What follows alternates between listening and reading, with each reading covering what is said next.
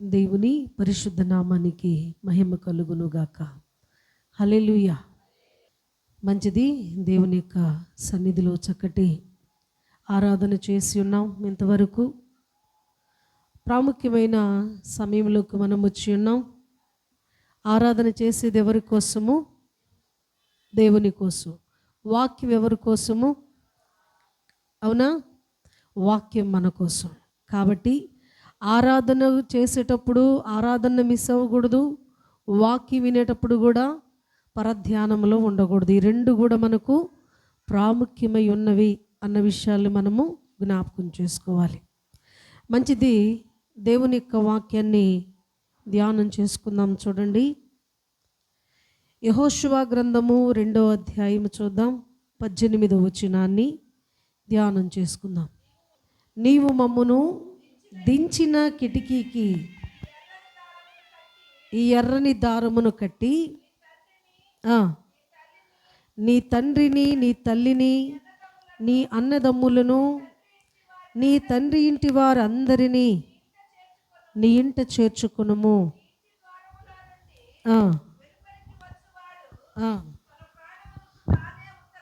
తన ప్రాణమునకు తానే ఉత్తరవాది. మేము నిర్దోషులమగుదుము.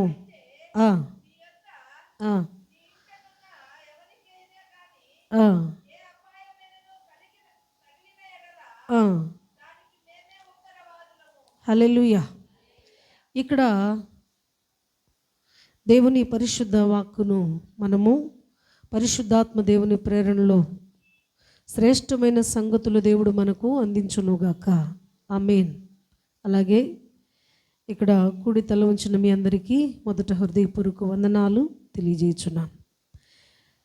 దేవుని వాక్య భాగంలో మనం చూడగలిగిన చదివిన యొక్క లేఖనంలో మనం జ్ఞాపకం చేసుకున్నట్లయితే, ఇక్కడ నూను కుమారుడైన యెహోషువ తన యొక్క ఇశ్రాయేలుకు రాకి నాయకుడుగా ఉన్నప్పుడు యెరికో పట్టణాన్ని వేగు చూడటానికి ఆయన 2 మనుషులను యెరికోకు పంపిస్తాడు. ఈ యెరికోకు వెళ్ళిన తరువాత జరిగిన పరిస్థితి ఏమిటి అనంటే, ఎవరైనా యెరికో పట్టణానికి వెళ్ళాలంటే అంత ఈజీ కాదు అనేది వాక్యం చెప్తుంది. ఎందుకనంటే, యెరికో పట్టణానికి ప్రాకారం గోడ ఎలా ఉంటుందయ్యా అనంటే, ఒకరు ఇల్లు కట్టుకొని చక్కగా నివసించటానికి కాస్త ప్లేస్ కూడా ఉంటుంది అన్నది అక్కడ మనకు కనబడుతుంది. అంటే అక్కడ వాళ్ళ ప్రహరీ మీద రాహాబు అనే ఆమె ఇల్లు కట్టుకుందేనంటే ఆ ప్రహరీ ఎంత విస్తీర్ణంలో ఉందో, ఎంత స్ట్రాంగ్గా ఉందో మనం చూడగలం. అయితే సాయంత్రం అయ్యే వరకు ఆ యొక్క గేట్లు వేయబడతాయి. పర్మిషన్ లేకుండా రావటానికి వీలు లేదు. చాలా బందోబస్తుతో ఉంది ఇక్కడ యెరికో పట్టణం. ఇంత బందోబస్తుగా ఉంది యెరికో పట్టణం. అయితే ఎవరు రాగలుగుతారు అక్కడికి అనంటే, ఇక్కడ ఈ యెరికో పట్టణం లోపలికి వెళ్ళాలంటే ఆ యొక్క ఎంట్రన్స్లోనే ఎవరున్నారనంటే ఒక వేశ్య అనే ఆమె ఆ యొక్క ప్రాంతంలో ఉంది. వర్తక వ్యాపారులతో ఆమె పాపము చేసే ఒక స్త్రీగా మనకు వాక్యంలో కనబడుతుంది. ఎవరు వెళ్ళినా కానీ మొదట ఆమె ఇంటిని దర్శించాల్సిందే. అలాగనే ఆ యొక్క నూను కుమారుడు అనబడిన యెహోషువ గారు 2 వ్యక్తులను వేగు చూడడానికి ఆ యొక్క పట్టణానికి పంపించినప్పుడు వాళ్ళిద్దరు కూడా ఎక్కడికి వెళ్ళారు? సరాసరి ఎవరి దగ్గరికి వెళ్ళారు? ఆ వేశ్య దగ్గరికే వెళ్ళారు. ఆమె అనుకుంది వీళ్ళు కస్టమర్లు అనుకుంది. కానీ వాళ్ళు అంటున్నారు, అమ్మా మేము పలానా ప్రాంతం నుంచి వచ్చాము, నీకు దాయటం ఎందుకు, ఇది మా పరిస్థితి, మా నాయకుడు మమ్మల్ని ఇలా పంపించాడు, మా దేవుడు మాకు ఇలాగ నిశ్చయముగా ఈ ప్రాంతాన్ని అప్పగిస్తానంటున్నాడు, ఇది పరిస్థితి, మేము పాపము చేయటానికి ఈ స్థలానికి మేము రాలేదు, కానీ మేము వేగు చూడటానికి వచ్చాము. ఎందుకనంటే ఈ ప్రాంతాన్ని దేవుడు మొత్తబోతూ ఉన్నాడు, ఈ ప్రాంతాన్ని దేవుడు లయపరచబోతూ ఉన్నాడు అన్న విషయాన్ని ఆమెకు వీళ్ళు చాలా క్లారిటీతో చెప్తారు. చెప్పినప్పుడు అక్కడ జరిగిన పరిస్థితి ఏంటంటే, ఆమె ఆ వృత్తిలో ఉండి కూడా అంటది కదా, మీ దేవుడు చాలా గొప్పవాడు, మీ దేవుడు ఏదైనా మీకు నిశ్చయించి ఉంటే అది ఆపగలిగిన వారు ఎవరు కూడా లేరు. ఎంత గొప్పవాళ్ళైనా, ఎంత స్థితి కలిగిన వారైనా కానీ మీ దేవుని మాట వింటేనే మా గుండెలు అదిరిపోచున్నవయ్యా. మీ దేవుడు మీ పక్షాన ఏమన్నా మరి తక్కువ కార్యాలు ఏమన్నా చేశాడా అనంటే లేదు. ఎంత గొప్ప కార్యాలంటే ఆయన సముద్రాన్ని 2 పాయలుగా చేయగలిగిన శక్తివంతుడు మీ దేవుడు.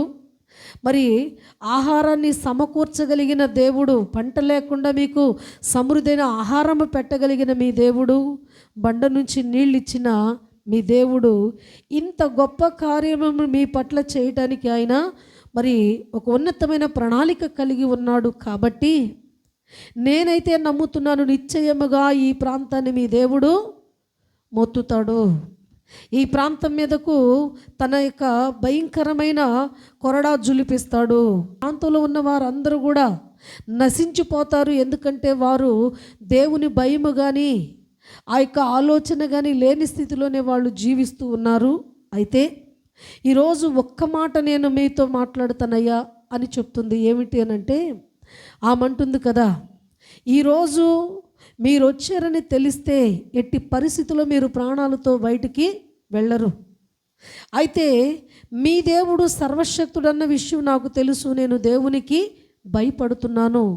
అయితే ఈరోజు ఈ యొక్క రాజు బారిన పడకుండా నేను మిమ్మల్ని దాచెదను అని వారిని మిద్దెపైకి తీసుకుని వెళ్ళి జనుపు కట్టె వారి మీద పెట్టి పేర్చి ఏమీ తెలియనట్లుగా ఆమె కిందకి దిగి వచ్చేలోపే ఆ సమాచారం రాజుకు వెళ్ళిపోయింది. రాజు అక్కడి నుంచి ఈమె ఇంటికి మనుషులు పంపించడం కూడా జరిగింది.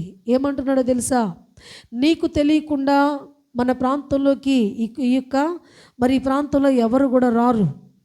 కాబట్టి ఎవరొచ్చినా నీ ఇంట దిగుతారు. కాబట్టి ఎవరు వచ్చారు వాళ్ళ సంగతి ఏమిటో తెలియచేయమని ఆమెను అడిగినప్పుడు ఆమె ఏమంటుందంటే అబద్ధమాడలా అయ్యా. ఏమని అంటుందో తెలుసా, వచ్చిన మాట నిజమే కానీ వాళ్ళు ఇప్పుడే వెళ్ళిపోయారు అని అప్పుడు అబద్ధం ఆడుతుంది. వచ్చారని నిజమైతే చెప్పింది, తర్వాత వాళ్ళ కోసం ఈమె ఏం చేసిందంటే అబద్ధం ఆడుతుంది.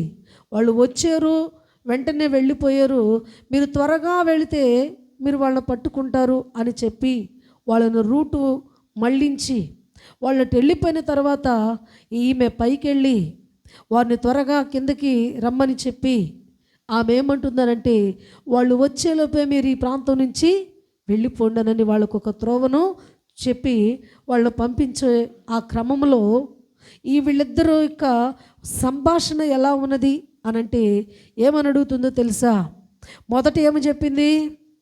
మొదట ఏం చెప్పిందనంటే మీ దేవుడు శక్తివంతుడు, మీ దేవుడు బలవంతుడు, ఈ ప్రాంతాన్ని నిశ్చయముగా ఆయన మొత్తబోతున్నాడని నాకు అర్థమైంది. ఆ దేవుని భయంకరమైన ఆ యొక్క కోపము నుంచి ఈ ప్రజలందరూ కూడా లయపరచబడే ఆ గడియలో నేను మీకు ఉపకారం చేశాను కాబట్టి నాకు నా యొక్క మరి తండ్రి ఇంటికి మీరు కూడా ఉపకారము చేయండి అని అడిగింది. ఏమిటి ఆ ఉపకారము చేయాలి అని అడిగినప్పుడు ఇక్కడ ఆమె అంటుంది కదా, నా ఇంటిలో ఎవరైతే అంటే నా యొక్క తల్లిదండ్రులు, నా బంధు జనాంగము మొత్తాన్ని నేను సమకూర్చుకుంటాను. ఆ భయంకరమైన దినమందు మమ్మల్ని మాత్రం మీరు ఏమి కూడా చేయకూడదు అని చెప్పినప్పుడు వారాటికి ఇష్టపడ్డారు. ఆ వచ్చిన వేగులు వారు ఏమంటున్నారో తెలుసా, ఏమంటున్నారంటే ఇదిగో మేము నీ ఇంటిని ముట్టకుండా ఉండాలి అని అంటే, నీ ఇంటి మీదకి ఆ భయంకరమైన ఆ యొక్క శ్రమదినము రాకుండా ఉండాలి అని అంటే నీకు ఒక గుర్తు అనేది ఉండాలి అని చెప్తున్నాడు. ఏమిటి ఆ గుర్తు? కిటికీకి, తన ఇంటికి గోడకు కిటికీ ఉన్నది. ఆ కిటికీకి ఒక ఎర్రని దారము కట్టు. ఆ దారము చూసినప్పుడు మేము ఆ ఇంటిని దాటి లోపలికి పోయి ఆ యొక్క గుర్తు లేని గృహాలను మేము లయపరుస్తాము అని చెప్పారు.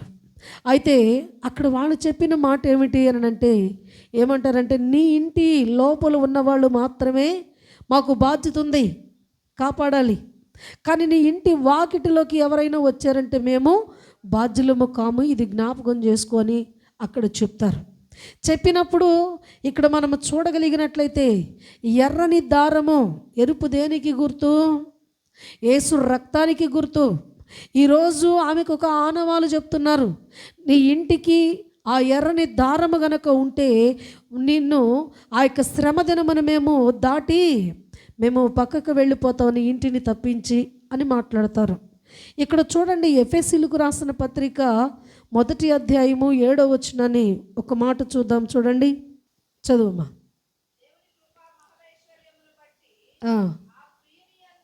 ఆ ప్రియుని యందు ఆయన రక్తము వలన మనకు విమోచనము, అనగా మన అపరాధములకు క్షమాపణ మనకు కలిగి ఉన్నది. కాలము సంపూర్ణమైనప్పుడు జరగవలసిన ఏర్పాటును బట్టి ఆయన తన దయా సంకల్పము చొప్పున తన చిత్తమును గూర్చిన మర్మమును మనకు తెలియజేసి కలుగుటకు హల్లెలూయా. ఇక్కడ మనము చూడగలిగినట్లయితే వాక్య భాగంలో మనలో ఉన్న ప్రతివిధ రక్తాపరాధములను కొట్టివేయటానికి ఆయన మనకు ఏమిస్తున్నాడంటే, ఆయన వివేచన కలిగిన మరి మంచి జ్ఞానముతో కూడిన ఆత్మను మనకిచ్చి ఉన్నాడంట. ఇక్కడ చూడండి, ఈమెను మనం చూడగలిగినట్లయితే పాపములో పట్టబడి, అంటే పాపము చేస్తూ భయంకరమైన స్థితిలో ఉన్న ఆమె జీవితము ఎలా ఉన్నదయ్యా అనంటే, విచ్చలవిడి జీవితానికి అలవాటు పడిపోయిన తన జీవితాన్ని ఎప్పుడైతే తన ఇంటి కిటికీకి ఎర్రని దారం అనేది కట్టుకుందో, ఇక ఆమె ఆ యొక్క తన ప్రవర్తనను మార్చుకోగలిగింది. అలాగనే తనకున్న ప్రతి విధమైన బలహీనతలు తొలగించుకోగలిగింది. ఆమె యేసుక్రీస్తు వారి వంశావళిలో కూడా చేర్చబడింది. ఎప్పుడు చేర్చబడింది? ఆమె యొక్క పాపములో ఉన్నది, భయంకరమైన పరిస్థితిలో ఉన్నది. అయితే పాపములో ఉన్న ఆమె ఇంటిని దర్శించటానికి దేవుని ప్రతినిధులుగా 2 మనుషులు తన ఇంటికి వచ్చినప్పుడు తను దేవుని పట్ల ఎంత భయము కలిగి ఉన్నదో అక్కడ చెప్పింది. దేవుడు ఎంత శక్తివంతుడో అక్కడ చెప్పింది. ఆ యొక్క వ్యక్తులకి ఎప్పుడైతే తన ఇంటిలో స్థానం ఇచ్చిందో, వారిని సురక్షితంగా ఎప్పుడైతే ఇంటి నుంచి బయటికి పంపించిందో, తన జీవితం ఏమైంది అంటే క్రమక్రమముగా మార్పు చెందింది. అనుకున్న గడియ రానే వచ్చింది. ఆ ప్రాంతమంతా కూడా మొత్తబడినప్పుడు ఆమె కుటుంబము మాత్రమే క్షేమంగా ఉండగలిగింది. ఆమె జ్ఞానము కలిగిన వ్యక్తి కాబట్టి ఆ ఉగ్రత దినమందు ఆమెకు తెలియపరిచినప్పుడు తన ఇంటి వారిని, అలాగే తన యొక్క బంధుజనాంగాన్ని మొత్తాన్ని తన ఇంట చేర్చుకొని ఆ భయంకరమైన దినమందు ఆమె మాత్రము తన కుటుంబముతో చాలా రక్షించబడినట్లుగా మనం చూస్తుంటున్నాం. ఆ ఊర్లో ఉన్నవాళ్ళు కొంతమంది నీతిమంతులుగా ఉన్న వాళ్ళందరూ ఫీలింగ్ ఏంటో తెలుసా? అసలు ఆ ఊరికి ఎంట్రన్స్లో ఉంది ఒక పాపి, అసలు ఆమె రక్షించబడటం ఏంది, ఆమె కుటుంబం కాపాడబడటం ఏంది, ఇది ఎక్కడ వింతగా ఉందే, విచిత్రంగా ఉందే అనుకుని ఉండవచ్చును. కానీ దేవుని వాక్యం ఏమని సెలవిస్తుందంటే, హృదయ శుద్ధి గలవారు ధన్యులు, వారు దేవుని చూచెదరు. హృదయ శుద్ధి గనక మనలో ఉంటే దేవునిని మనము చూడగలుగుతామంట. ఈమె వేశ్యావృత్తిలో ఉండి అంత భయంకరమైన జీవితంలో ఉన్న ఆమె కనుగొంది ఎవరిని అనంటే దేవునిని కనుగొంది, దేవునికి భయపడింది, దేవుని పక్షమున వచ్చిన వారికి ఆమె ఇంటిలో స్థానం ఇచ్చింది, వారిని కాపాడింది, వాళ్లకు ఉపకారం చేసి తెలివిగా ఆమె కుటుంబాన్ని కాపాడుకుంది. తరువాత యేసుక్రీస్తు వారి వంశములలో తను మార్పు చెంది చేర్చబడి తన జీవితాన్ని ధన్య చరిత్రాలుగా మార్చుకోగలిగింది. అయితే ఈరోజు తన ఇంటికి ఉన్న కిటికీకి ఏమి గుర్తు ఉంచుకుందంట ఆమె? యేసు రక్తము. యేసు రక్తము ఏ యొక్క ఇంటికి ఉంటుందో ఆ ఇల్లు క్షేమముగా ఉంటుంది అనటానికి ఒక ఉదాహరణగా ఈమె మనకు కనబడుతూ ఉన్నది. ఈరోజు ఆయన పరిశుద్ధ సన్నిధిలో కిటికీ గురించి మనం ధ్యానం చేసుకోబోతున్నాం. ఈరోజు మందిరాలకు చూడండి ఎన్ని కిటికీలు ఉన్నాయో, మన ఇంటికి చూడండి ఎన్ని కిటికీలు ఉంటాయో. ఎందుకని కిటికీ గురించి అంత ప్రత్యేకంగా దేవుడు వాక్యంలో వ్రాయించాడు అనంటే, ఈరోజు ఈ కిటికీ గురించి 2 అర్థాలు వచ్చేటట్లుగా మనము ధ్యానం చేసుకోవచ్చు. ఇక్కడ ఒక మాటను మనం చూడగలిగినట్లయితే ప్రసంగి గ్రంథం 12వ అధ్యాయం చూద్దాం, 2వ వచనం నుంచి చదువుకుందాం. తేజస్సునకును సూర్యచంద్ర నక్షత్రములకును చీకటి కమ్మకు ముందే, వాన వెలిసిన తరువాత, మేఘములు మరలా రాకముందే, నీ బాల్య దినముల యందే నీ సృష్టికర్తను స్మరణకు తెచ్చుకొనుము.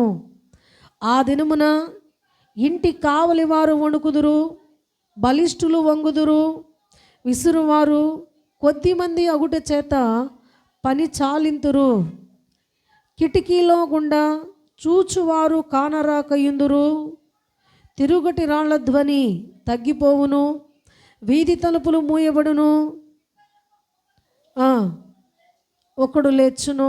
ఇవన్నీ కూడా జ్ఞాని అయిన సొలొమోను గారు మన యొక్క శరీర భాగాలను ఆయన ప్రస్తావిస్తూ మాట్లాడిన సందర్భాన్ని ఇక్కడ మనం చూస్తున్నాం. నేను ఎందుకు చదివించాను అంటే, ఇక్కడ చూడండి, ఆ దినమున ఇంటి కావలి వారు వణుకుదురు అని అన్నారు. తర్వాత బలిష్ఠులు వంగుదురు, విసురువారు కొద్దిమంది అగుట చేత పని చాలింతురు, కిటికీలో గుండా చూచువారు కానరాకయుందురు అని అంటే, కిటికీ అంటే ఏంటంట, ఇక్కడ మనకు కళ్ళు అనేది అర్థమవుతుంది. ఇక్కడ ఏమన్నాడంటే కావలివారు అనంటే చేతులట. కావలివారు వణుకుదురు అనంటే చేతులు వణికిపోతూ ఉంటాయి. అలాగనే తర్వాత బలిష్ఠులు అనంటే కాళ్ళు. ఆ తర్వాత మనం చూస్తే విసురువారు కొద్దిమంది అగుట చేత పని చాలించుదురు అంటే పళ్ళు. అంటే ఇక్కడ చదివించిన లేఖనంలో ఆయన దేనిని గురించి వ్రాయించడంటే చేతుల గురించి, కాళ్ళ గురించి, పళ్ళు గురించి, కళ్ళు గురించి. తర్వాత ఇక్కడ అంటున్నాడు కదా, తిరుగటి రాళ్ల ధ్వని అని అంటే ఇక్కడ పళ్ళేవి, పళ్ళు. అయితే ఆ తర్వాత మనం చూడగలిగినట్లయితే వీధి తలుపులు మూయబడునంటే మన యొక్క పెదాలు. ఇట్లా ఆ సంగీతము చేయి స్త్రీలు ఆ యొక్క నాదము గురించి చెప్పాడు. అంటే మన స్వరము మోగబోవటము, ఇలాగా కొన్ని ఆత్మీయ అర్థాలు వచ్చేవి ఇక్కడ రాయించాడు. ఇక్కడ మనము ఆత్మీయంగా చూస్తే కిటికీ దేనికి గుర్తుగా ఉంది?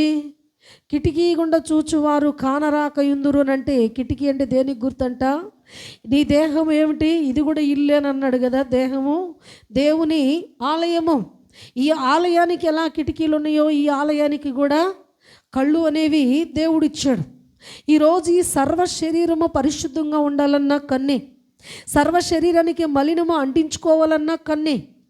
ఈరోజు ఒక మనిషి నిన్ను పొగడాలి, మంచి స్థితిలో నువ్వు చదివి ఇతరులను గుర్తించాలన్నా నీ కన్ను దృష్టి, నీ మనసు ఏకాగ్రత కలిగి ఉంటే మంచి చదువు నువ్వు చదవగలిగి అనేకుల మధ్యలో మంచి పేరు తెచ్చుకోగలవు. మంచి జాబ్ నువ్వు చేసి మంచి పేరు తెచ్చుకోగలవు.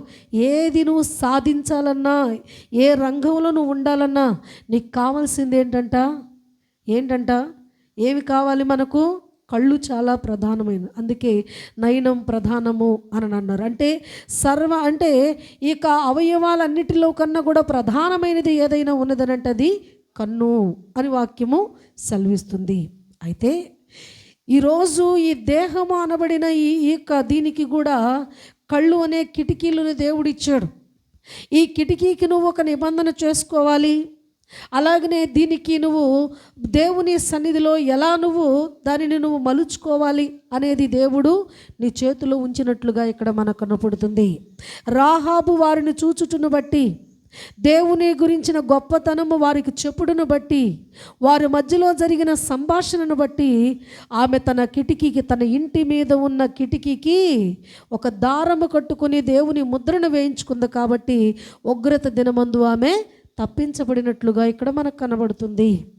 ఈరోజు దేవుని సన్నిధిలో దేవుడు దేహానికి ఒక కిటికీగా నీకు కళ్ళు ఇచ్చినప్పుడు ఈ కంటితో నువ్వేం చేయాలి? నువ్వు ఏ విధముగా నీవు మరి భద్రపరచుకోవాలి అని అనటానికి దేవుని వాక్యాన్ని మనం చూద్దాం ఒక మాట. దానియేలు గ్రంథము 6వ అధ్యాయము 10వ వచనాన్ని ధ్యానం చేసుకుందాం. ఇట్టి శాసనము సంతకము చేయబడినని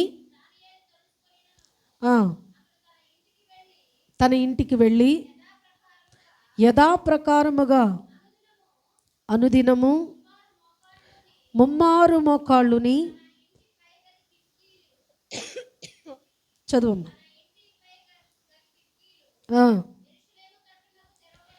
యెరూషలేము తట్టునకు తెరవబడి ఉండగా తన దేవునికి ప్రార్థన చేయుచు ఆయనను స్తుతించుచు వచ్చెను. చాలు.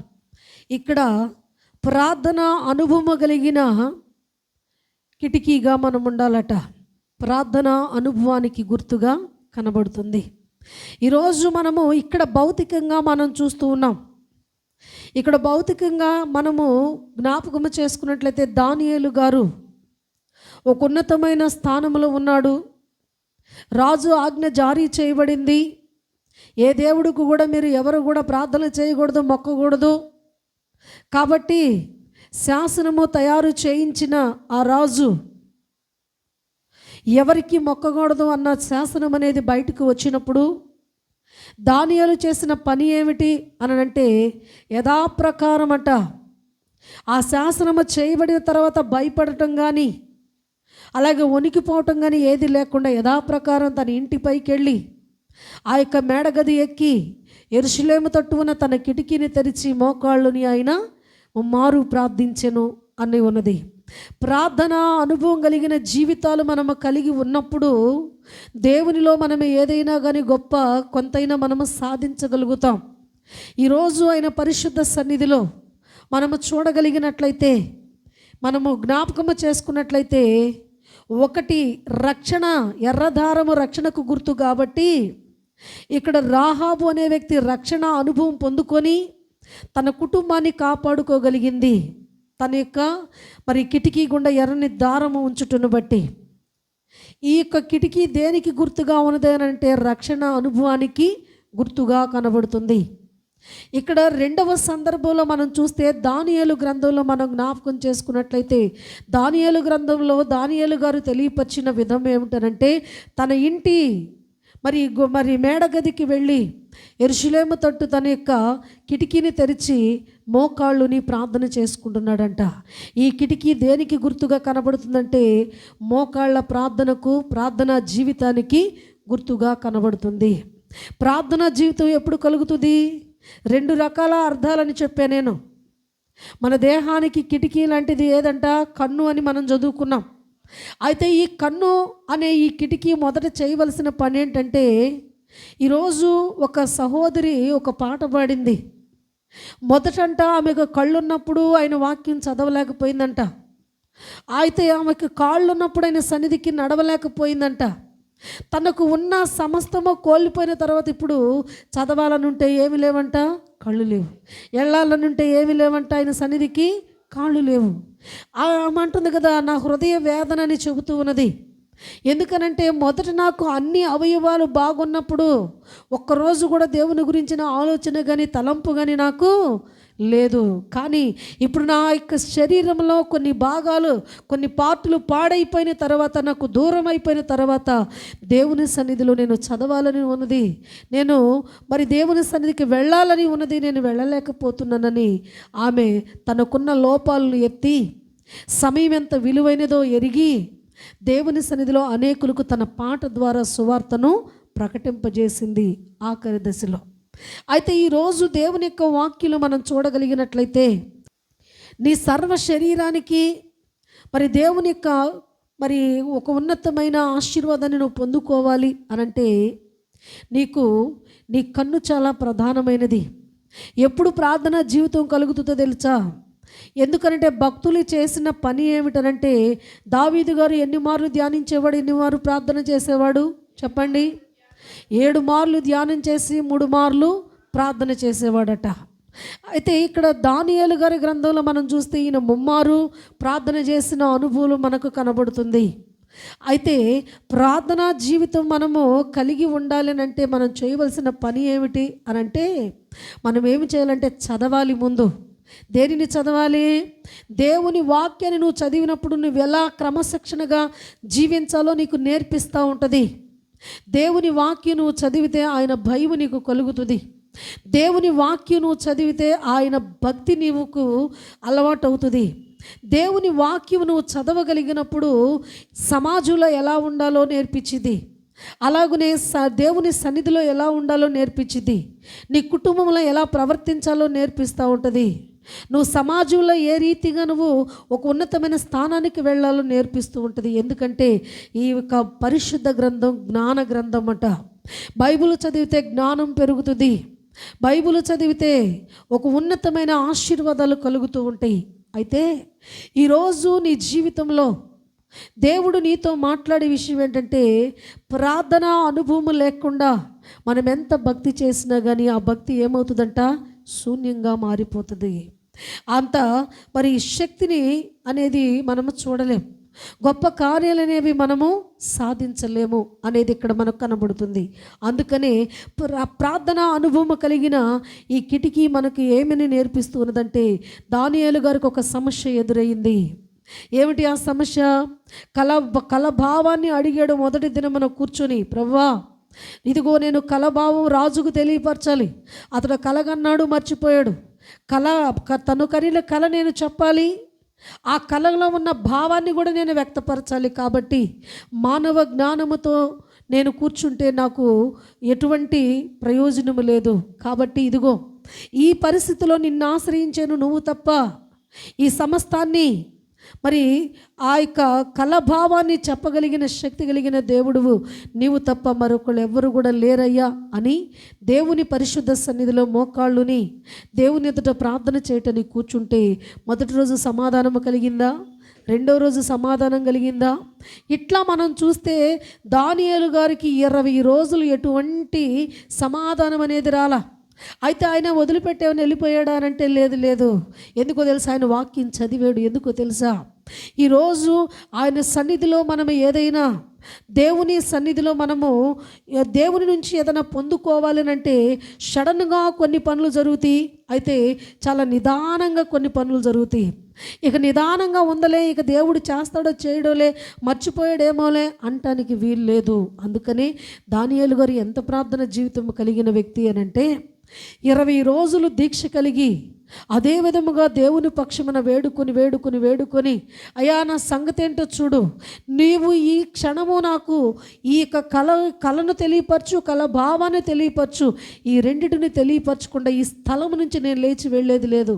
ఇలా నువ్వు తెలియపరచు, లేకపోతే ఈమంతనైనా నేను నీ సన్నిధికి రావటానికైనా నేను ఇష్టంగా ఉన్నాను. నేను చచ్చిపోయినా నాకు ఇష్టమే, కానీ ఈ విషయంలో ఈ ప్రార్థనలో నేను తగ్గి ఆ దేవుడు మర్చిపోయాడులే అన్న నింద మాత్రం నేను వేయనయ్యా. నువ్వు ఎట్టి పరిస్థితిలో నాకు ఈ కార్యము చేసి పెట్టు అని మొండిగా కూర్చున్నాడు. 21 రోజులు 20 రోజులు తను అంత దీక్ష చేసి దేవుని సన్నిధిలో గోజాడితే ఎన్నో రోజు సమాధానం వచ్చింది. 21వ రోజు వచ్చింది. అయితే అక్కడ క్లారిటీ ఇచ్చాడు పరిశుద్ధాత్మ దేవుడు. ఏమన్నా తెలుసా? నీవు కూర్చున్న ఆ మొదటి దినమందే నేను నీకు సమాధానాన్ని పంపించాను. మధ్యలో ఎవడున్నాడంట? ఈ అపవాదిగాడు అడ్డుకున్నాడు. అక్కడ కొంత జరిగింది కాబట్టి దానిని మరి ఒక వైనం చేసి నీ దాకా వచ్చే వరకు ఇంత టైం పట్టింది దానియేలు అని దేవుని యొక్క కృపచేత దానియేలుకు క్లారిటీ ఇచ్చాడు అన్నమాట. నువ్వు ఇంతసేపు కూర్చున్నావు కాబట్టి నిన్ను వెయిట్ చేయించాలని కాదు, కాబట్టి ఇది పరిస్థితినని చెప్పాడు. అంటే దీనిని బట్టి దేవుని దగ్గర ప్రతిదీ కూడా చాలా క్లారిటీతో ఉంటుంది అనేది మనము జ్ఞాపకం చేసుకోవాలి. ఈరోజు మనము చూడగలిగినట్లయితే అందుకనే ప్రార్థన అనుభవం కలిగి జీవించాలట.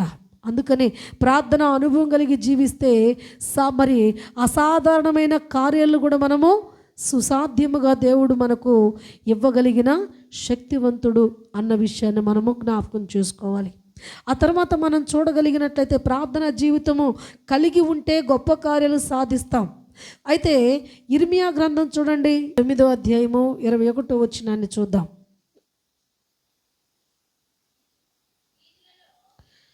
చదువమ్మా.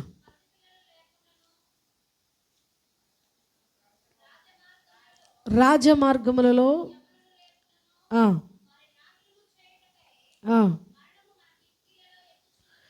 ఇక్కడ ఏమంటున్నాడంటే దేవుని యొక్క వాక్యంలో 9 తర్వాత 21లో ఇక్కడ చక్కగా కొన్ని మాటలు వ్రాయబడి ఉన్నాయి చూడండి. ఇక్కడ వీధులలో పసిపిల్లలు లేకుండాను, రాజమార్గములలో యవనులు లేకుండాను వారిని నాశనము చేయుటకై మరణము మన కిటికీలను ఎక్కుచున్నది. మన నగరులలో ప్రవేశించుచున్నది. యెహోవా వాక్కు ఇదే. ఆ, ఆ. చాలమ్మా, ఇక్కడ మనం చూడగలిగినట్లయితే ఇక్కడ కొన్ని హెచ్చరికలు ఇక్కడ ఇవ్వబడుతూ ఉన్నాయి. ఇక్కడ మనం చూడగలిగినట్లయితే ఇక్కడ మనం ఒక దేవుని యొక్క వాక్యలు మనం చూస్తే ఇక్కడ ఏ రీతిగా ఉన్నది అంటే, ఆత్మీయ స్థితిలో చచ్చిపోయిన వాళ్ళ పరిస్థితి ఎలా ఉంటుందో మనం చూడగలుగుతున్నాం. అంటే వాళ్ళు పేరుకు జీవించి ఉన్నారే కానీ వారు మృతులైనట్లుగా, అంటే భక్తి జీవితంలో మృతత్వానికి వెళ్ళిన వారిని కొంతమందిని మనం చూడవచ్చు. అయితే ఇక్కడ దేవుని వాక్యం ఏమని సెలవిస్తూ ఉన్నది అని అంటే, ఏమంటున్నాడనంటే, అనేక మంది యవనస్తులను సంహరించడానికి మరణము ఎక్కడెక్కడ తిరుగుతుందంట, మన ఇంటి కిటికీలు ఎక్కుతున్నదంట, మన ఇక నగర వీధుల్లో అది తిరుగుతూ ఉన్నదంట. అంటే ఈరోజు దేవుని సన్నిధిలో మనం చూడగలిగినట్లయితే మరణం అనేది సర్వసాధారణంగా మారిపోయింది. అయితే ఈరోజు ఆ యొక్క మరణము అనేది ప్రతి ఒక్కరికి వస్తూ ఉంటుంది. కానీ శరీరానుసారమైన ఈ మరణానికి భయపడక ఆత్మను చంపే ఆ మరణానికి మనం ఏం చేయాలంట, మిక్కిలి భయపడి ఉండుడి అని వాక్యం సెలవిస్తూ ఉంటున్నది. ఈనాడు అనేక మంది యవన బిడ్డల జీవితము ఏ రీతిగా ఉన్నదనంటే, మొదట మనం చదివించుకున్న లేఖన భాగంలో ఎప్పుడు సృష్టికర్తను మనం తెలుసుకోమని వాక్యం చెబుతుంది. మీరు చెప్పండి, ఎప్పుడు సృష్టికర్తను తెలుసుకోవాలంట? బాల్య దినముల యందే నీ సృష్టికర్తను నీవు స్మరణకు తెచ్చుకో. మరి చెబుతున్నావా? బాల్య దినముల యందు నీ సృష్టికర్తను స్మరణకు తెచ్చుకోమన్నావు. అయితే ఈరోజు కొద్దిగా గొప్ప నీవు దేవుని గుర్తెరిగి నువ్వు ఆత్మీయ జీవితంలో ఉన్నావు. కానీ నీ బిడ్డలకు నువ్వేం నేర్పిస్తున్నావు? దావీదు గారు చెప్తున్నాడు తన తరానికి, తన పిల్లలకు ఆయన బాహుబలమును గురించి చెప్తున్నాడు, ఆయన శౌర్యమును గురించి చెప్తున్నాడు, దేవుడు ఎంత ఉన్నతుడో చెప్తున్నాడు. చెప్పి ఆయన అంటున్నాడు కదా, మీ తరాలకు కూడా మీరు ఆయన బాహుబలాన్ని మీరు చెప్పండి అని తన తరానికి ఆయన దేవుని బలాన్ని గురించి, దేవుని గొప్పతనాన్ని గురించి, దేవుని యొక్క ఔన్నత్యాన్ని గురించి ఎంతో చక్కగా తన యొక్క తరానికి ఆయన నేర్పుకుంటున్నాడు. ఈరోజు మనకు బిడ్డలను ఇస్తే దేవుని కృపను బట్టి మనం ఏమి నేర్పిస్తూ ఉన్నాం? ఒక పక్క చూస్తే మరణము కిటికీలు ఎక్కుచున్నదట, వీధుల వెంట తిరుగుతూ ఉన్నదట. ఇలాంటి పరిస్థితుల్లో, ఈ భయంకరమైన మరి పరిస్థితిలో మనకు దేవుడిచ్చిన యవన బిడ్డలను మనం ఏం చేయాలి? దేవుడు మనకిచ్చిన బిడ్డల విషయమై మనం ఏం చేయాలి అనంటే, దేవుని వాక్యం ఏమని సెలవిస్తుందనంటే, వారి నిమిత్తం నువ్వేం చేయాలంట? ప్రార్థన చేయి. వారి నిమిత్తం నువ్వు ప్రార్థన చేయి. అయితే నీకు ఒకటి అనిపిస్తుందేమో, వారి నిమిత్తం నేను ఎన్నోసార్లు ప్రార్థన చేసా, విసుగు పుట్టింది, వారిలో మార్పు లేదు అని నువ్వు అనుకుంటున్నావేమో. నువ్వు కొన్ని రోజులు ప్రార్థన చేసి నీకు విసుగు పుట్టిందని అనుకుంటున్నావు. అగస్టిన్ గారి తల్లి ఏం చేసిందో తెలుసా? ప్రతిరోజు తన బిడ్డ కోసం కన్నీరు గార్చి ప్రార్థన చేయటమే కాదు కానీ రోజు తన యొక్క జలసాలకు ఆమె పైసలు ఇవ్వాలి. అయితే రోజు అతని యొక్క జేబులో ఏం చేయాలంటే ఈమె డబ్బులు పెట్టాలా, తర్వాత అతను వాడుకోవడానికి పైసలు ఇవ్వాలి. అయితే ఈ డబ్బులతో పాటు ఆయన చేసిన పని ఏంటంటే, రోజుకు ఒక పేజీ కొత్త నిబంధన బైబిల్ ఆ రోజుకు ఒక పేజీ చించి ఆ యొక్క డబ్బులతో పాటు ఒక చిన్న ఉండలాగా చేసి దానిలో ఆయన జేబులో వేస్తూ ఉందంట.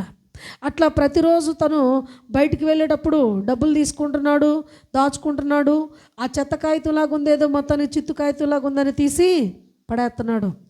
ఇట్లా కొన్ని రోజులు జరుగుతూ ఉన్నది. అయినా కానీ ఆమె ఆ పని మాత్రం మానలేదు, ప్రార్థన చేస్తుంది. తర్వాత క్రియాపూర్వకంగా ఆ పని కూడా జరిగిస్తుంది. ఇలా చేసిన తర్వాత జరిగిన పరిస్థితి ఏమిటి అనంటే, ఒకానొక రోజు అనుకున్నాడంట, రోజు ఏంటో మా అమ్మ డబ్బులతో పాటు ఇట్లా నలిగిపోయింది, ఒక పేపర్ పెడుతుంది, ఏంటి అసలు అని తీరా ఒకరోజు బస్సులో కూర్చొని అది తీసి చూసి చదువుకుంటే దేవుని వాక్యము తనతో మాట్లాడుతుందంట.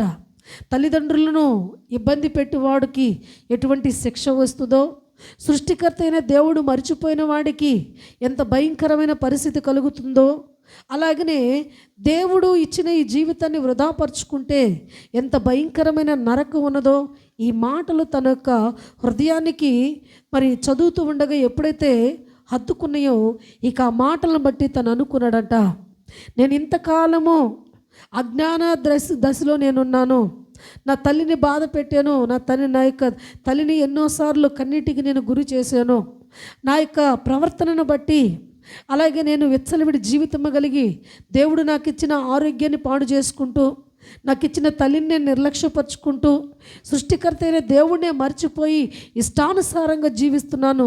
ఇక ఈ జీవితం నేను ఇలా జీవించకూడదు, మార్పు చెందాలి అని తను ఒక ఆలోచన కలిగి మార్పు చెంది తనకు నిర్ణయం తీసుకున్నానంటే, ఇక నేను దేవుని గుర్తెరగాలి, దేవుని సన్నిధికి వెళ్ళాలి అని. కొన్ని రోజులు ఆయన కొంచెం మరుగయ్యుండి వాక్యం వింటూ, అట్లా విన్న తర్వాత తనకు ఒక ఆలోచన కలిగింది, ఈ జీవితం నేను దేవునికి అర్పించుకోవాలనుకుని తన పాత రోత జీవితాన్ని కడిగి వేసుకొని శుభ్రపరచబడుకొని, అలాగనే అతను మార్పు చెంది రక్షణ పొందుకొని తన తల్లి దగ్గరికి వెళ్ళి నిలబడ్డాడంట. తన తల్లి దగ్గరికి వెళ్ళి నిలబడి, అమ్మా, ఈరోజు నువ్వు సంతోషించే పని నేను ఒకటి చేసి వచ్చాను, ఈరోజు నువ్వు నన్ను బట్టి ఎంతో ఆనందించే పని నేను ఒకటి చేశానమ్మా, నువ్వు త్వరగా రా, నీతో ఆ మాట చెప్తానంటే ఆమె మరి వచ్చినప్పుడు ఆ యొక్క వ్యక్తి చెప్పిన పని ఏంటి తెలుసమ్మా, నేను రక్షణ పొందుకున్నాను, నేను తాగటం లేదు, తిరగటం లేదు, ఇష్టానుసారమైన జీవితాన్ని నేను జీవించటం లేదు, నేను మార్పు చెందాను, నేను మారేనమ్మా, నేను రక్షణ పొందుకున్నానమ్మా అంటే ఆమె ఒక చిరునవ్వు నవ్వి నాకు తెలుసులేనందంట. ఇదేంది, ఇంత దుర్మార్గుడైన కొడుకు మారేడనంటే ఎగిరి గంతేస్తావేమో, నీ మొక్కులు నేను ఎంత ఆనందం చూడాలని నేను అనుకుంటే అంత ఈజీగా తీసేసేవేంది నాకు తెలుసులే అని. అంటే నేను మారుతానని నీకు ముందే తెలుసా అనంటే ఆమందంట, ఏమని తెలుసా, నా ప్రార్థన జీవము కలిగిన దేవుని చెవులలో వచ్చింది కాబట్టి నేను నేను బ్రతికున్నప్పుడు నా బిడ్డ మార్పు చూపించిన నీకు స్తోత్రం ప్రభా, నేను పోయిన తర్వాత కూడా బిడ్డ మారిన నీకు స్తోత్రం ప్రభా అనుకొని నేను ఈ రెండిటిని బట్టి నేను ప్రార్థన చేసుకున్నాను నాయనా. నిజంగా దేవునిను రక్షణ పొందానన్నావు కదా, ఆ దేవునికి తగినట్లుగా మర్యాదగా దేవుని సన్నిధిలో భయభక్తులతో నీ జీవితాన్ని గడుపు, దేవుడు నిన్ను దర్శించాడు అని తన యొక్క బిడ్డను దేవుని చేతులకు అప్పగించి బలపరిచిందంట ఆ తల్లి. ఆమె గనక ఆ రోజు ఆ వాక్యాలు తన జేబులో పెట్టకపోతే ఆ వ్యక్తి మారగలిగేవాడేనా? దుర్మార్గుడు కదా, దుర్మార్గుడు వీడు, ఇప్పుడు చస్తే బాగుండని అనేకులు కోరుకుంటారు తల్లిదండ్రులే, ఎందుకంటే వాళ్ళు పెట్టే బాధలను భరించలేక. అయితే దేవుడు అంటున్నాడు కదా, దుర్మార్గుడు నువ్వైతే చచ్చిపోమంటున్నావు, అయితే దేవుడు ఏమంటున్నాడు తెలుసా, దుర్మార్గత వలన నశించడం నాకేమైనా ఇష్టమా? దుర్మార్గుడు తన దుర్మార్గతను విడిచి నా వైపు మరల్చబడితే కదా నాకు నిజమైన సంతోషము అంటున్నాడు. నిజమే, ఈ లోకంలో ఎవరు నశించాలని దేవుడు కోరుకోవటం లేదు. అయితే ఈరోజు మరణం అనేది భయంకరంగా కిటికీలెక్కుచున్నది, అలాగే మరణం అనేది ఈరోజు వీధులు తిరుగుతూ ఉన్నది. అయితే కిటికీ అంటే దేనికి అర్థం అని చెప్పాను, ఆత్మీయ అర్థం ఒకటి కళ్ళు అని అనుకున్నాం. ఈ కళ్ళు మరి దేనిని ఆశిస్తున్నాయి అంటే, ఈనాడు యవన బిడ్డలను మరణమని ఆశిస్తలేదా వాళ్ళు? ఈనాడు దేవుని యొక్క సన్నిధిలో మనం చూడగలిగినట్లయితే అనేక మంది యవన బిడ్డలు నేత్రాశ అనే పాపంలో పడిపోయి ఈనాడు భయంకరమైన విచ్చలవిడి పాపానికి, అలాగనే దొంగతనాలకి, నరహత్యలకి, వ్యభిచారాలకి, ఇలాంటివన్నిటిని కూడా చేస్తుంది. దేనిని ఆశించి చేస్తూ ఉన్నారు వాళ్ళు?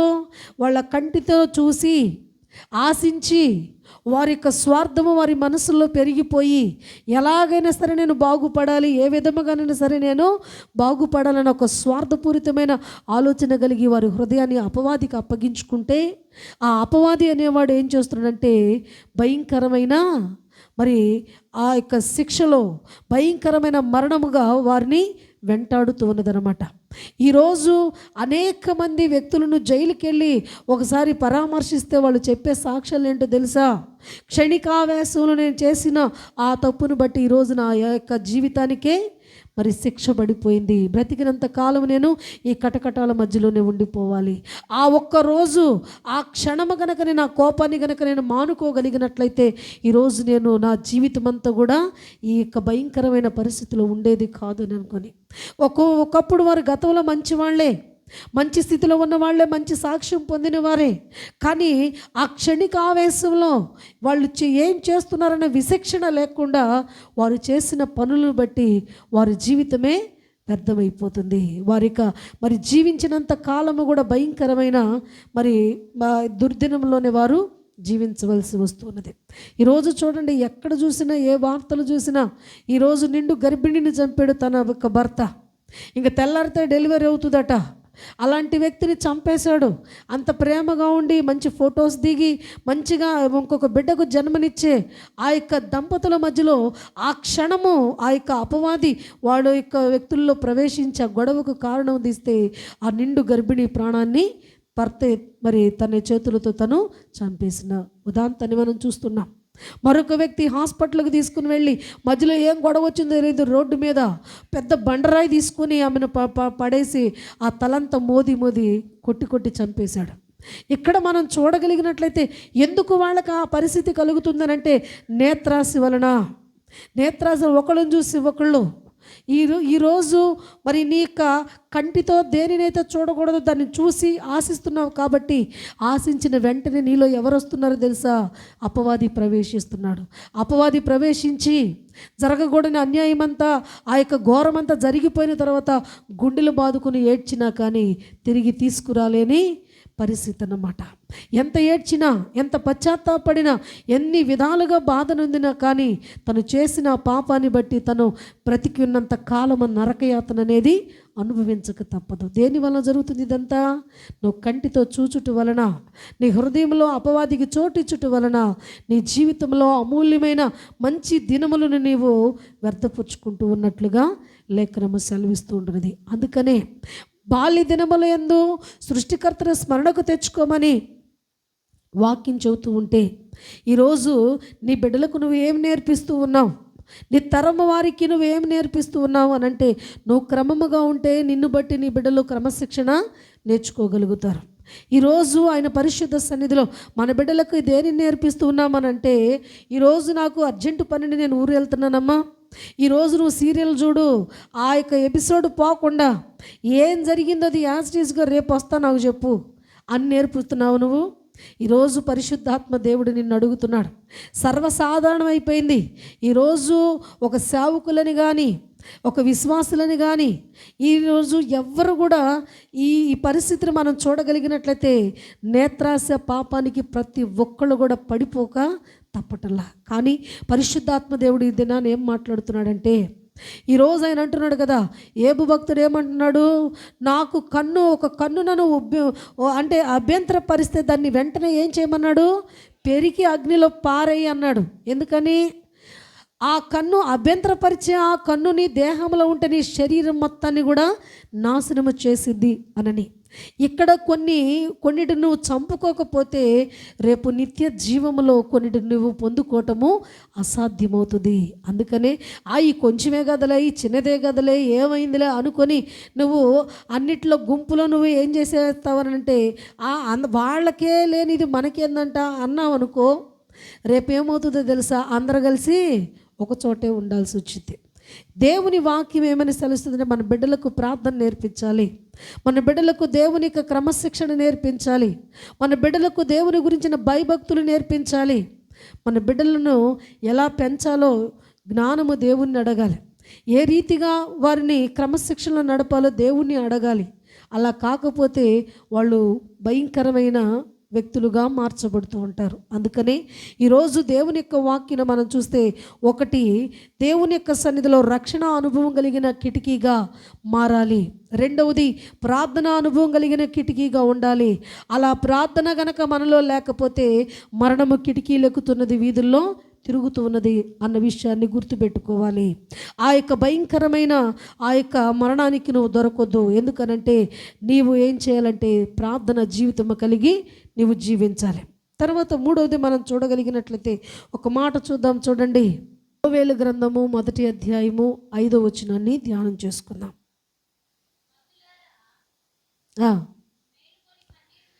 మత్తులారా మేల్కొని కన్నీరు విడివిడి,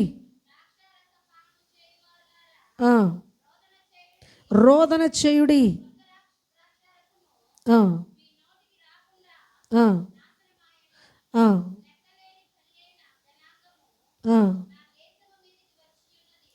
ఇక్కడ మనం చూడగలిగినట్లయితే యోవేలు యొక్క ఆ యొక్క వ్యక్తి చేసిన ఒక మంచి మేల్కొలుపు ఏమిటి అని అంటే తన తరములో ఉన్న వారిని మేల్కొలుపుతూ ఉన్నాడు. దేనిలో మేల్కొలుపుతున్నాడు? మత్తులారా మేల్కొనుడి అని అన్నాడు. ఈనాడు అనేకులు కూడా అనేక విధాలుగా మత్తుతో తూలుతూ ఉన్నారన్నమాట. ఏ మత్తు ఇది అని అంటే ధనం అనే మత్తు. కొంతమంది కళ్ళకు మరి ఎలా ఉంటుంది అనంటే ఏమీ కనబడకుండా చేసేస్తూ ఉంటుంది. కొంతమంది వ్యక్తులకి జనబలము, నాకేముందలే అంత నా వాళ్లే కదా అనుకున్న విధముగా ధనాన్ని బట్టి, జనాన్ని బట్టి, పేరు ప్రఖ్యాతులను బట్టి, ఇలాగున కలిగిన ప్రతి వాటిని బట్టి మత్తిలుతూ ఉన్నారట ప్రజలు. ఈరోజు దేవుని సన్నిధిలో దేవుని వాక్యం ఏమని సెలవుస్తుందనంటే ఆ గడియ ఎప్పుడు వచ్చిద్దయ్యా అనంటే ఒక్కసారి మనం చూద్దాం. చూడండి, యోవేలు గ్రంథం 2వ అధ్యాయము 9వ వచనం కూడా ఒక మాట చూద్దాం. ఆ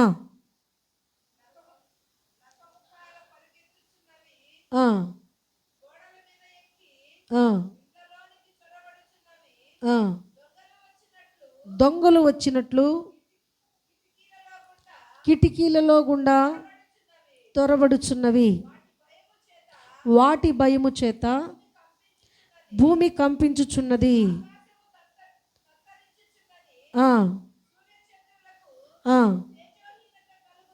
ఇక్కడ మనం చూడగలిగినట్లయితే దేవుని ఉగ్రత గురించి ఇక్కడ వ్రాయబడి ఉన్నది. ఇక్కడ యోవేలు తెలియపరిచిన విషయం ఏమిటనంటే ఒక సందర్భంలో వారిని ఏం చేస్తున్నాడంటే మత్తులారా మేల్కొనిడి, కన్నీరు కార్చండి, రోదన చేయండి, మీకున్న వాటిని బట్టి మీరు మత్తిల్లొద్దు అని వారికి ఆత్మీయ స్థితిలో పడిపోయిన వారిని మేలుకొల్పే విధముగా వారిని దేవుని వైపు మళ్ళించే పరిస్థితి అక్కడ కనబడుతుంది. మరొక సందర్భంలో మనం చూడగలిగినట్లయితే దేవుడు ఇచ్చిన సమయాన్ని వృధా చేసుకొని ఇష్టానుసారంగా జీవించే వారికి దేవుని దినం అనేది ఒకటి ఉన్నది.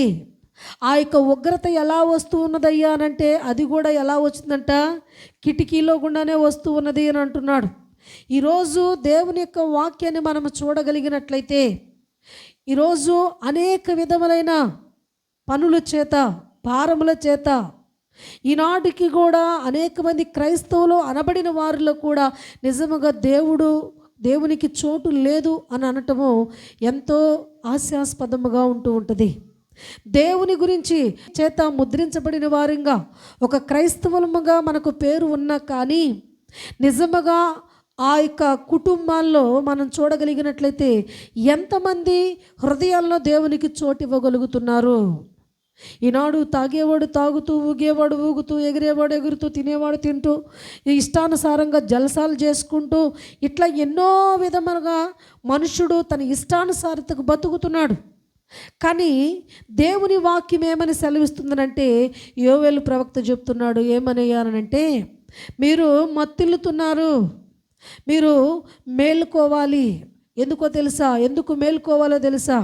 ఆనాడు మేలుకొలిపారు కొంతమంది భక్తులు, కానీ కొంతమంది మేలుకోల. ఎవరిని మేలుకొలిపారు? సొదొమ గొమొర్రాలను లోతు మేలుకొలిపాడు. అయ్యలారా రక్షణ పొందండి, దేవుని ఉగ్రత మన మీదకు వచ్చున్నది, మీరు మారు మనసు పొందండి అనంటే ఆ యొక్క ప్రజల దృష్టికి ఆయన ఎలా కనపడ్డాడు తెలుసా?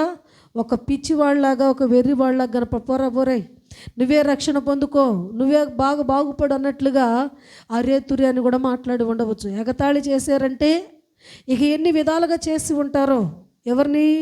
లోతుని. లోతు గురించి వాక్యం ఏం చెబుతుందంటే నీతిమంతుడు అని చెబుతుంది. నీతిమంతుడైన లోతు మనసును వారు ఎన్నో మార్లు నొప్పించారట. అయితే ఇక్కడ వారు ఆ యొక్క నీతిమంతుడి మాట వినకపోవటను బట్టి దేవుని యొక్క ప్రచండమైన కోపము వారికి నకముకలా తగిలిందట. అంటే ఏంటంటే వారిని ఏం చేసింది? దేవుని ఉగ్రత అంటే బూడిద కుప్పలుగా చేర్చేసింది. అలాగనే మనం చూస్తే నోవాహు కాలంలో కూడా నోవాహు ఎన్ని సంవత్సరాలు ప్రకటన చేశాడట? 120 సంవత్సరములు వారికి ప్రకటన చేశాడు. ఏమనో తెలుసా? వర్షం అనేది రాబోతుంది, ఆకాశపు తూములు విప్పబడబోతూ ఉన్నాయి అనంటే వాళ్ళ ఫీలింగ్ ఏంటో తెలుసా? అసలు వర్షం అంటే ఏంటి? మంచు తెలియదు వాళ్ళకి, వర్షం తెలియదు. వర్షముతో మంచుతో పని లేకుండానే ఆ దినమున వారు పోషించబడ్డారు, వారు జీవించారు. దేవుడు ఆ ఫెసిలిటీ ఇచ్చాడు. అయితే వాళ్ళు ఎన్నడూ కూడా చూడని విధానమైనది వర్షము కానీ మంచు కానీ వారికి తెలియదు. కానీ ఈ వ్యక్తి ప్రకటన చేస్తూ ఉంటే ఏం చేస్తున్నారో తెలుసా? హేళన చేస్తూ ఉన్నారు. అయితే దేవుడు ఎన్ని సంవత్సరాలు వాడికి అవకాశాన్ని ఇచ్చాడట? ఎన్ని సంవత్సరాలు ఇచ్చాడు? 120 సంవత్సరాలు ఇస్తే ఈ 120 సంవత్సరాలు కూడా ఈ యొక్క నోవాహు వాళ్ళ దృష్టికి ఎలా కనపడ్డాడంట? పిచ్చివాళ్లాగా, వెర్రివాళ్లాగా కనపడ్డాడు. అయితే ఆ సమయం రానే వచ్చింది, వారు దేవుని చేతికి దొరికారు. వాళ్ళు ఏమయ్యారంట? జల సమాధిగా మారిపోయారు. ఈరోజు కూడా దేవుని యొక్క సన్నిధిలో పడిపోయిన వారిని యోవేలు గారు మేల్కొలుపుతున్నాడు. ఏమని తెలుసా? ఇక మీరు ఎందాక మత్తులై ఉంటారు. ఒక పక్క చూస్తే దేవుని యొక్క ఉగ్రత కిటికీలకు చూనది, ఆయన చేతికి చిక్కుడు బహుభయంకరము. కాబట్టి మీ సృష్టికర్త అయిన దేవుణ్ణి మీరు స్మరణకు తెచ్చుకోండి, మారు మనసు పొందండి, ఆ తర్వాత మీరు క్రమపరచబడండి, హేయమైన విడిచిపెట్టండి, మార్పు చెందండి అని ఆయన ప్రకటన చేయుచున్న విధానాన్ని కూడా ఇక్కడ మనము చూస్తూ ఉన్నాం. ఆఖరిగా ఇంకొక మాట మనం చూడగలిగినట్లయితే చూద్దాం. చూడండి, ఒక్క మాటను చూద్దాం. అపోస్తలుల కార్యములు 20వ అధ్యాయము 9వ వచనాన్ని ధ్యానం చేసుకుందాం. అప్పుడు ఐతుక్కను ఒక యవనస్తుడు కిటికీలో కూర్చుని గాఢ నిద్రపోయి పౌలు చాలాసేపు ప్రసంగించగా నిద్రాభారం వలన జోగి 3వ అంతస్తు నుండి కిందపడి చనిపోయిన వాడాయను. చాలమ్మా, ఇక్కడ మనం చూడగలిగినట్లయితే ఇక్కడ పడిపోయిన అనుభవం కలిగిన కిటికీగా ఇక్కడ మనకు కనపడుతుంది. ఇది ఏ కిటికీ అంట? పడిపోయిన అనుభవానికి గుర్తుగా మనకు కనబడుతుంది. ఇక్కడ మనము చూడగలిగినట్లయితే ఇక్కడ దేవుని యొక్క వాక్యాన్ని మనం చూడగలిగితే అపోస్తలుడైన పౌలు గారు ప్రసంగం చేస్తూ ఉంటే ఐతుక్ అనేవాడు ఎక్కడెక్కాడంట? ఈరోజు ఎవరైనా రాజకీయ నాయకులు వచ్చినా కానీ కుర్ర పిల్లలందరూ చూసారా డాబాలు ఎట్టెక్కుతారు? వాళ్ళ ప్రాణాలు కూడా లెక్క చేయరు, ఎందుకంటే అభిమానం అన్నమాట. అలాగా ఈరోజు మనం చూడగలిగినట్లయితే ఇక్కడ ఐతుక్ అనేవాడు కూడా, ఒకవేళ ఎవరో ఒకళ్ళు చెప్పే ఉంటారే, ఆయన ప్రసంగం తొందరగా ముగించడరా బాబు, నువ్వెందుకు అక్కడ కూర్చుంటున్నావు అంటే, మాకు తెలుసులే నువ్వు ముసలోడు కాబట్టి నువ్వు నిద్రపోతావు, మేము యవనస్తులు మాకు నిద్ర రాదు అనని ఎన్నో చెప్పుంటారు. ఈరోజు చెప్పినా కానీ వినకుండా ఆయన ఏ అంతస్తులో ఎక్కి కూర్చున్నాడంట? 3వ అంతస్తులో ఎక్కి కూర్చున్నాడు. వింటున్నాడు. ఆయన కాస్త ప్రసంగం ఎక్కువసేపు చెప్పేవారికి ఈయనకి నిద్రలోకి వెళ్ళి అక్కడ నుంచి కింద పడిపోయాడు. పడిన వెంటనే స్పాట్లోనే చచ్చిపోయాడు. ఆ విషయం పౌలు గారికి తెలిసింది.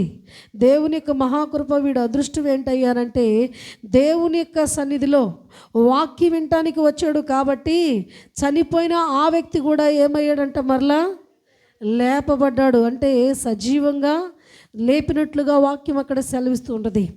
అంటే ఇక్కడ దేవుని యొక్క వాక్యంలో మనం చూడగలిగినట్లయితే ఈరోజు ఆత్మీయ స్థితిలో నువ్వు భయంకరంగా పడిపోయినా సత్య స్థితిలోకి అనుభవంలోకి నువ్వు వెళ్ళిపోతే ఇదిగో దేవుని యొక్క సన్నిధిలో ఆయన వాక్యము నిన్ను బ్రతికించటానికి, ఆయన వాక్యను వినగలిగినట్లయితే ఆ వాక్యం నిన్ను బ్రతికించింది, ఆ వాక్యం నీకు నెమ్మదినిచ్చింది, ఆ వాక్యం నీ జీవితానికి వెలుగునిస్తూ ఉంటుంది. ఈరోజు ఇక్కడ దేవుని యొక్క వాక్య భాగంలో కొన్ని కిటికీలు నేను జ్ఞాపకం చేసి ఆత్మీయంగా మన గురించి మనకు ఒక మాట మీకు తెలియపరిచా. ఏమిటది? కిటికీ అంటే కన్ను అనని. అంటే ఈ శరీరానికి కూడా ఏమున్నదనంట? కన్ను అనేది ఒక కిటికీగా ఉంటున్నది. అయితే ఈ కిటికీకి ఇప్పుడు ఏం కావాలంట? యేసు రక్తము కావాలి. ఒక గుర్తింపు అనేది నువ్వు కలిగి ఉండాలి. అలాగనే నీకు ఏది అవసరమై ఉన్నదనంటే మన సర్వ శరీరానికి అవసరమని ఇక్కడ ఉంటాయి చూడండి. ఇంటికి కావాల్సిన దూలాలని చెప్పలేదు, ఇంక వేరే ఏం చెప్పలా. ఇక్కడ ఏం చెప్పాడు? ఇక్కడ ఒక మాట మనం చూడగలిగినట్లయితే ఇక్కడ కిటికీ అనేది రక్షణకు సాదృశ్యంగా ఉంది. ఒక వ్యక్తి పాపములో ఉండి దేవుని గుర్తెరిగి తెలుసుకొని తన ఇంటి కిటికీకి అలాగే తన హృదయ కిటికీకి దేవుని యొక్క రక్తాన్ని ఆశ్రయించింది కాబట్టి తన యొక్క జన్మ కర్మ పాపములు తొలగించుకొని రాహాబు తన యొక్క జీవితాన్ని మార్చుకొని దేవుని వంశావళిలో చేర్చబడిన వ్యక్తిగా ఇక్కడ మనకు కనబడుతుంది. ఈరోజు ఈమెను బట్టి మనం చూస్తే ఈమె ఇంటికి ఏమొచ్చిందంట, ఇప్పుడు రక్షణ వచ్చింది. ఈమె ఇంటికి రక్షణ వచ్చింది. రెండవ అనుభవాన్ని మనం చూసినట్లయితే దానియేలు గ్రంథంలో మనం చూస్తే దానియేలు గారు ఒక అనుభవం కలిగి ఉన్నాడు. తన యొక్క కళ్ళతో దేవుని వాక్యాన్ని ధ్యానం చేసుకున్నాడు. అలాగే యెరూషలేము తట్టు తన యొక్క ముఖమును చాచి తన కిటికీ తెరిచి ప్రార్థన అనుభవం కలిగి ఉన్నాడు. ఈ ప్రార్థన అనుభవం కలిగిన ఈ యొక్క జీవితంలో ఏమి జరిగిందయ్యా అని అంటే ఒక అసాధారణమైన గొప్ప కార్యాన్ని సాధించుకున్నాడు.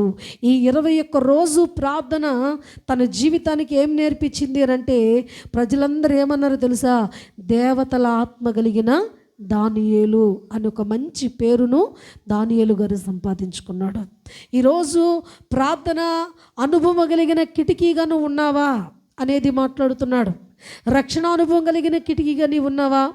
ప్రార్థన అనుభవం కలిగిన కిటికీగా నీవు ఉన్నావా అని మాట్లాడుతున్నాడు. లేకపోతే ఆత్మీయ స్థితిలో పడిపోయే స్థితిలో ఉంటే మరణం ఏమెక్కిద్దంట, కిటికీలు ఎక్కుతుంది, వీధులు వెంట తిరుగుతుంది. అంటే ఈరోజు ఆ ఉగ్రతకు మరి లోనయ్యే స్థితిలో ఉంటే మరల్చబడాలి అనేది దేవుని ఉద్దేశమై ఉంటూ ఉన్నది. ఆ తర్వాత మనము చూడగలిగినట్లయితే మేల్కొల్పు అనే కిటికీ కలిగి ఉండాలి.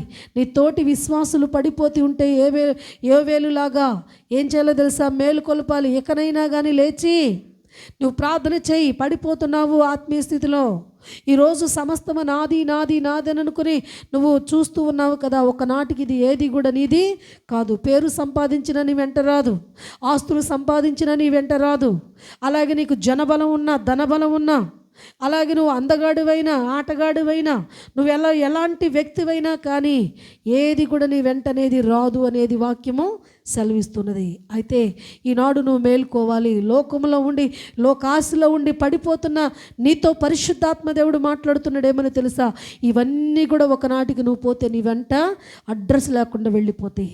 కానీ నువ్వు ఒకవేళ ఆత్మీయ స్థితిలో కనుక నీ ఉండి పడిపోతే ఈరోజు నిన్ను పరిశుద్ధాత్మ దేవుడు మేలుకొలుపుతున్నాడు. లేచి నిలబడి దేవుని సన్నిధిలో దేవుని యొక్క కృపను బట్టి నువ్వు బలపడు అని వాక్యం సెలవిస్తుంది. అలాగే ఆత్మీయ స్థితిలో సచ్చిన స్థితిలో నీవు ఉన్నట్లయితే ఆయన వాక్యను ధ్యానం చేయి, మరలా నీకు జీవము కలుగుతూ ఉంటుంది. ఈరోజు అందుకనే ఆయన అంటున్నారు, మేల్కొల్పు కలిగించే కిటికీ వలె నీవు ఉండాలి అనేది వాక్యం సెలవిస్తున్నది. మరొక విధానం మనం చూడగలిగినట్లయితే ఇక్కడ మనం చూస్తే ఇక్కడ ఒక మాట, దేవుని ఉగ్రత అనేది కూడా ఒక కిటికీగా మరి కిటికీని ఎక్కుచున్నదని వాక్యము సెలవిస్తున్నది. దేవుని ఉగ్రత అనే కిటికీ కూడా ఒకటి ఉన్నది. ఆ యొక్క ఉగ్రతను తాళగలిగిన వాడు ఎవ్వరు కూడా లేరట. ఆఖరిగా మనం చూస్తే మనము పడిపోయిన ప్రవర్తన అంటే పడిపోయిన అనుభవం కలిగిన కిటికీగా ఉండకూడదు. ఎవరు పడిపోతారు అంటే భక్తిహీనులు పడిపోతూ ఉంటారు, మూర్ఖ ప్రవర్తన కలిగిన వారు పడిపోతూ ఉంటారు, అలాగునే దేవుని యందు భక్తి లేని వారు పడిపోతూ ఉంటారు. కాబట్టి ఈరోజు భక్తిహీనంగా ఉండక మూర్ఖ ప్రవర్తన కలిగి ఉండక దేవుని పరిశుద్ధ సన్నిధిలో మరి ఆయన యొక్క సన్నిధిలో ఒక ఉన్నతమైన స్థితిలో నీవు మంచి అనుభవం కలిగిన ఉన్నట్లయితే ఈరోజు ఐతకు అనే వ్యక్తి పడిపోయి చనిపోయినా కానీ మరలా తను బ్రతికాడు అని అంటే ఆయన ఏ ఆవరణంలో ఉన్నాడు, దేవుని ఆవరణంలో ఉన్నాడు. అందుకనే దేవుని సన్నిధిలో ఏమి దొరుకుతుంది మనకు అని అంటే ఆయుష్ పెరుగుతుంది. ఆయన సన్నిధికి వస్తే బిడ్డలను తీసుకొని రావాలి. ఎందుకంటే నేను ఏదో ఒట్టి మాటలు చెప్పటం లేదు. ఎందుకో తెలుసా, లోకంలో ఏమున్నదయ్యా అని అంటే కోరాహు కుమారుల యొక్క కీర్తన భాగంలో వాళ్ళు తెలియపరిచింది ఏంటో తెలుసా, లోకంలో తండ్రి యొక్క ఆ యొక్క అవిధేయత వలన వారికి శాపం వెంటాడింది. ఆ శాపము నుంచి వారు ఎక్కడికి వచ్చారంట, దేవుని మందిరానికి వచ్చారు. లోకంలో వారిని తరిమింది ఏంది, మరణము తరిమింది, శాపము తరిమింది. వారు ఎక్కడికి వచ్చి బ్రతకాలనుకున్నారు, ఆయన బలిపీఠము కొమ్మును ఆశ్రయించి బతకాలనుకున్నారు. ఎలా బతకాలనుకున్నారు తెలుసా, అయ్యా ఒక పిచ్చుకులాగా నేను ఉంటే చాలు, నన్ను ఉండనివయ్యా. ఒక వాన కోయిలకు గూటి స్థలము గనక నీ మందిరంలో ఉంటుంది చూసావా, ఆ స్థలం ఉంటే నాకు చాలయ్యా, ఆ భాగ్యం నాకు ఇయ్యా, నేను బతికేస్తాను అని అన్నాడు. అంటే దేవుని సన్నిధికి వాళ్ళు వచ్చారంటే లోకములో వారిని శాపం వెంటాడింది, మరణం వెంటాడింది. ఆయన సన్నిధికి వచ్చిన వెంటనే ఆ యొక్క ఉగ్రత ఆగిపోయిందా లోపలికి వచ్చిందా మీరు చెప్పాలి. ఆగిపోయింది కదా. ఇప్పుడు ఆయన సన్నిధికి మనం ఎందుకు రావాలి అని అంటే, లోకంలో మన పితరుల దోషము, మన పాపములు, మన అపరాధముల చేత సచ్చిన స్థితిలోనే మనం ఏడవబడుతున్నాము. ఇక అదే జీవితంలో మనం ఉండకూడదు. ఒకానొక సమయంలో సృష్టికర్తని దేవుడు తెలుసుకోవాలి, ఆయన సన్నిధిని ఆశ్రయించాలి, ఆయన ఆవరణంలో అడుగు పెట్టాలి, నీ జన్మ కర్మ పాపములన్నిటినీ కడిగి వేసుకోవాలి. ఈరోజు అందుకని ఆయన పరిశుద్ధ సన్నిధిలో మనము ధ్యానం చేసుకున్న వాక్యంలో ఒక కిటికీ ఏమో రక్షణకు గుర్తుగా, మరొక కిటికీ ఏమో ప్రార్థన అనుభవానికి గుర్తుగా, మరొక కిటికీ ఏమో ప్రార్థన అనుభవం నుంచి పడిపోతే మరణము వచ్చే కిటికీగా, మరొక అనుభవాన్ని మనం చూడగలిగినట్లయితే మేల్కొల్పే కిటికీగా, మరొక అనుభవం మనం చూడగలిగినట్లయితే పడిపోయిన అనుభవం కలిగిన కిటికీగా, మరొక అనుభవాన్ని మనం చూడగలిగితే దేవుని ఉగ్రత అనే కిటికీను ఎక్కుచున్నది అని ఉన్నది. కిటికీ అంటే దేనికి గుర్తు అనుకున్నాం మనము?